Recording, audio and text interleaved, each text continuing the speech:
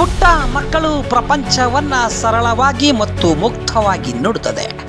ಯಾವುದೇ ಕಪಟ ಅಥವಾ ಮೋಸವಿಲ್ಲದೆ ಅವರ ಮುಗ್ಧತೆಯು ಅವರನ್ನ ಪ್ರೀತಿಯಿಂದ ಕೂಡಿಸುತ್ತದೆ ಮತ್ತು ಅವರು ಸುತ್ತಲಿನವರಿಗೆ ಸಂತೋಷವನ್ನ ನೀಡಲಾಗುತ್ತದೆ ಅನ್ನುವುದಕ್ಕೆ ಇಲ್ಲೊಬ್ಬ ಪುಟ್ಟ ಬಾಲಕಿ ತನಗೆ ನೀಡಿದ ದೋಸೆಯನ್ನ ಬೀದಿ ನಾಯಿ ಮರಿಗೆ ಹಾಕುವುದರ ಮೂಲಕ ಮಾನವೀಯತೆಯನ್ನ ಮೆರೆದಿದ್ದಾಳೆ. ಚಳ್ಳಕೆರೆ ನಗರದ ತರಕಾರಿ ಮಾರುಕಟ್ಟೆಯ ಪ್ರವೇಶದ್ವಾರದಲ್ಲಿ ಹೋಟೆಲ್ ಮುಂದೆ ಪುಟ್ಟ ಬಾಲಕಿ ಬೀದಿ ನಾಯಿ ಮರಿಗೆ ದೋಸೆ ಆಹಾರ ನೀಡಿ ಮುಗ್ಧತೆಯಿಂದ ಮಾನವೀಯ ಮೌಲ್ಯವನ್ನು ಎತ್ತಿ ಹಿಡಿದಿದ್ದಾಳೆ.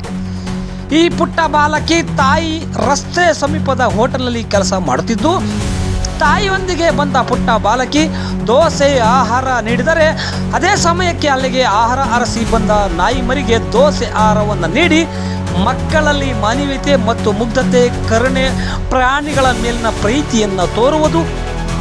ಇದನ್ನು ಕಂಡಂತಹ ಸಾರ್ವಜನಿಕ ವಲಯದಲ್ಲಿ ಪ್ರಶಂಸೆ ವ್ಯಕ್ತವಾಗಿದೆ.